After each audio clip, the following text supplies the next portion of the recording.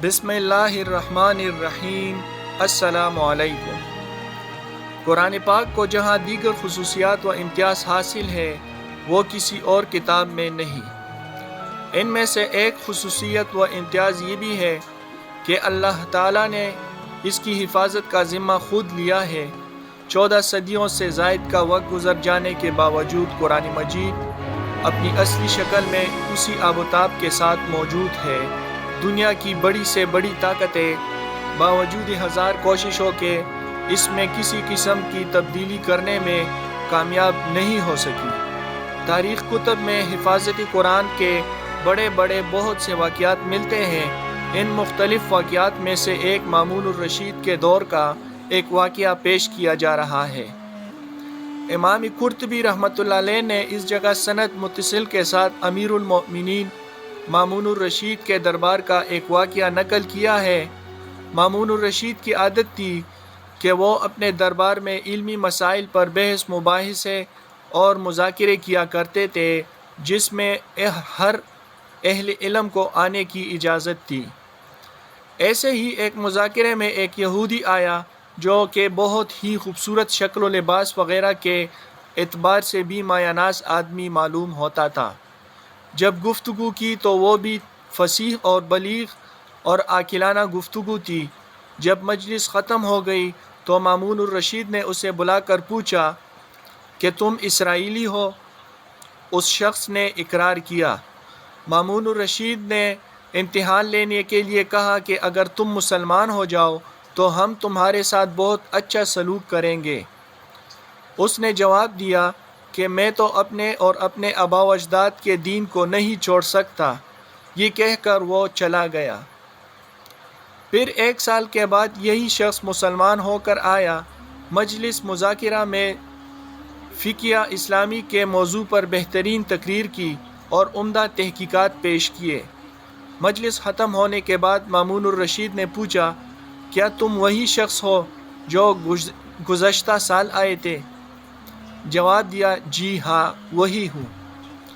مامون الرشید نے پوچھا کہ اس وقت تم نے اسلام قبول کرنے سے انکار کر دیا تھا، پھر اب مسلمان ہونے کا کیا سبب بنا ہے؟ اس شخص نے کہا کہ جب میں یہاں سے گیا تو میں نے موجودہ تمام مذاہب کی تحقیق کرنے کا ارادہ کیا۔ میں ایک خطاط اور خوشنویس آدمی ہوں اور میں کتابیں لکھ کر فروخت کرتا ہوں، تو اس سے مجھے اچھی قیمت مل جاتی ہے۔ میں نے امتحان لینے کے لیے تورات کے 3 مختلف نسخے لکھے، جس میں نے بہت جگہ اپنی طرف سے کمی بیشی کی، اور میں یہ نسخے لے کر کنسیا میں پہنچا۔ یہودیوں نے بڑی رغبت سے ان نسخوں کو خرید لیا۔ پھر اسی طرح میں نے انجیل کے 3 نسخے کمی بیشی کے ساتھ کتابت کی اور اس کو فروخت کیا، تو اس کو بھی میں نصارہ کے عبادت کے خانوں میں لے گیا۔ وہاں بھی عیسائیوں نے بڑی قدر و منزلت کے ساتھ مجھ سے وہ نسخے خرید لیے۔ پھر یہی کام میں نے قرآن مجید کے ساتھ کیا۔ اس کے بھی 3 نسخے عمدہ کتابت کے ساتھ کمی بیشی کی۔ ان نسخوں کو لے کر جب میں فروخت کرنے کے لیے نکلا تو جس کے پاس لے گیا تو اس نے دیکھا کہ صحیح بھی ہے یا نہیں۔ جب کمی بیشی نظر آئی تو انہوں نے واپس کر دیا۔ اس واقعے سے میں نے یہ سبق سیکھ لیا کہ یہ قرآن مجید محفوظ ہے اور اللہ تعالیٰ ہی نے اس کی حفاظت فرمائی ہے، اس لیے میں مسلمان ہو گیا۔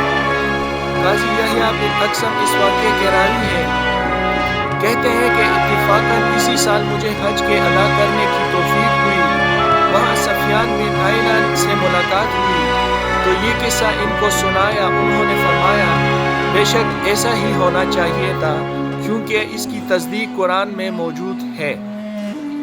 یحییٰ بن اقسم نے پوچھا کہ قرآن کی کون سی آیت میں ہے؟ تو فرمایا کہ قرآن نے جہاں تورات انجیل کا ذکر کیا ہے، اس میں فرمایا، یعنی یہود و نصارہ کو اللہ نے تورات انجیل کی حفاظت کی ذمہ داری سونپی گئی ہے۔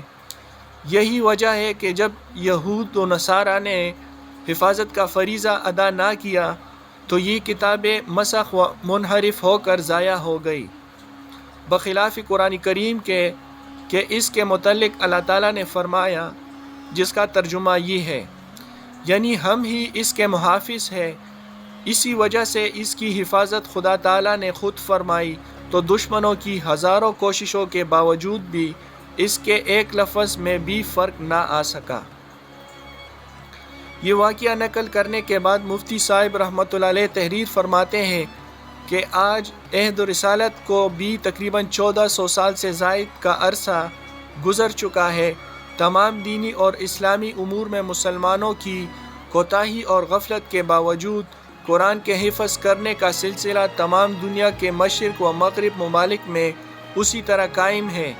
ہر زمانے میں لاکھوں نہیں بلکہ کروڑوں مسلمانوں کے بچے، جوان، بوڑھے، لڑکے لڑکیاں موجود ہیں جن کے سینوں میں پورا قرآن محفوظ ہے۔ کسی بڑے سے بڑے عالم کی بھی مجال نہیں کہ ایک حرف غلط پڑھ دے، اسی وقت بڑے اور بچے اس کی غلطی پکڑ لیں گے۔ ویڈیو پسند آئے تو چینل کو سبسکرائب کریں۔